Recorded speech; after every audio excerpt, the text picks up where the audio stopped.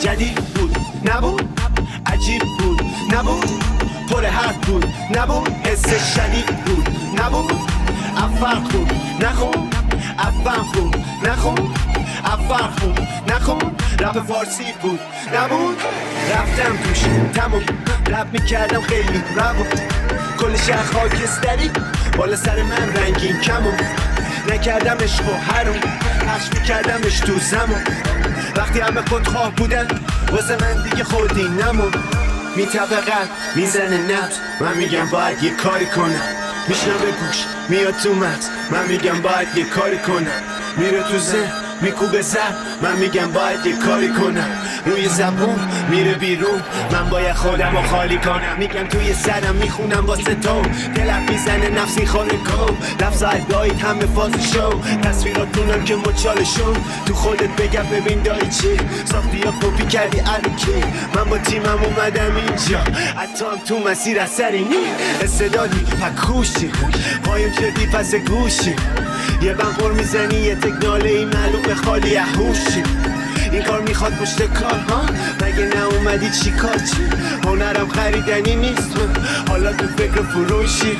میاره کار میکشه نه، من میگم باید یه کاری کنم، میره بالا میپاچه سم، من میگم باید یه کاری کنم، تصویر و پر میرن تو هم، من میگم باید یه کاری کنم، اینا خیلی وقت توی سرمه، من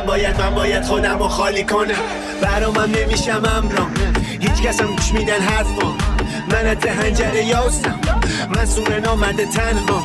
فدایی تو دل کابوس، قافم و منگول ناقوس، میرم لا بلوک با داریوش، منتظر بام دادم ها خوش، خودم و رولم و خرسه، شایانم سفیر عرصه، با الفون میزنم پرسه،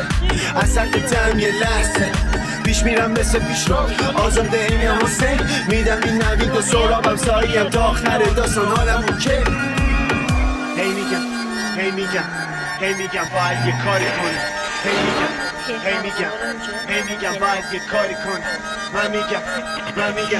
من میگم باید یه کاری کنم، من همه کارمو کردم، بقیه باید یه کاری کنم، تو دریایی و من قطره، تو یه کوهی و من صخره، اصلا تو خوبی من بد، من اونم که دنیا رو نمیفهمه،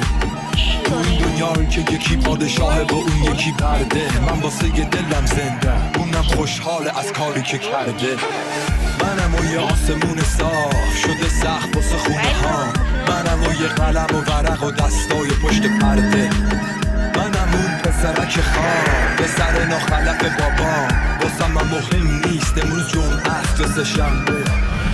دور بابای غم من میرسم به چیزی که لایقم، شاید توی زندگیمم له شدم ولی تموم میشه با خنده، منم و صدای من، این صدامه که میمونه جای من که رفتنیم و بعد رفتنم معلوم میشه کی حقه،